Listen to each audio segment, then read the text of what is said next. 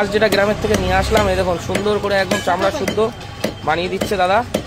আর এই যে কটটুক হয় দুটো হাঁসে, পুরোটা আপনাদের সামনে অবশ্যই তুলে ধরার চেষ্টা করব। দেখুন সুন্দর করে পিস করে দিচ্ছে, চামড়া শুদ্ধ। আর আমি হাঁস মুরগি যাইনি না কেন, এখান থেকে এসে দাদার কাছ থেকে রেডি করিয়ে নিই। এই দেখুন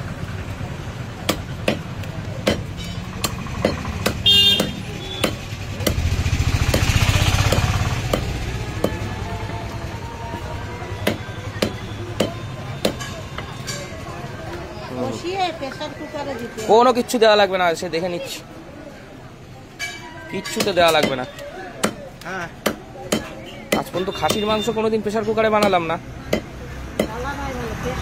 প্রেসার কুকারে কোনোদিন মাংস টেস্ট হয় না, মাংস টেস্ট হয় কড়াইতে। এই যে এত বড় বড় অনুষ্ঠান হয়, 100 কিলো 200 কিলো মাংস কি প্রেসার কুকারে বানায়? তাহলে ওসব সিস্টেম আছে বানানোর।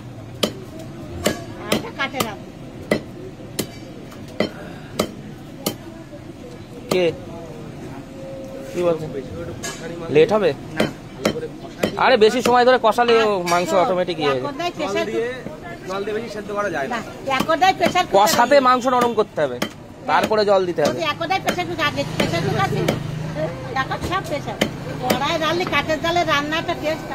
দেখুন সুন্দর করে পিস করে দিচ্ছে, কটটুক হয় টোটাল মাংস অবশ্যই আপনাদের সামনে তুলে ধরার চেষ্টা করব।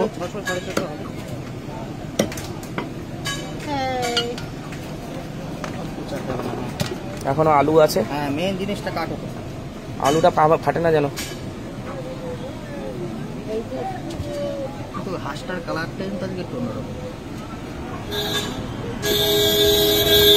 ব্যাস, অপারেশন সাকসেসফুল ডাক্তার সাহেব।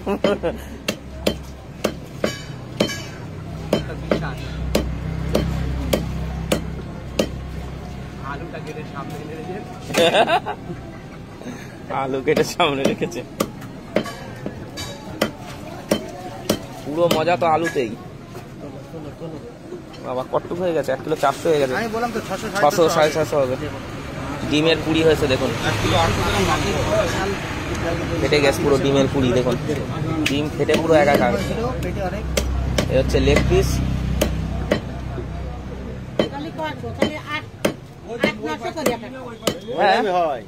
ওরমই হয়, হাঁসের বেশি হয় না, একটুখানি চেহারা ভালো হলে হয়তো আর 1-150 বেশি হবে না।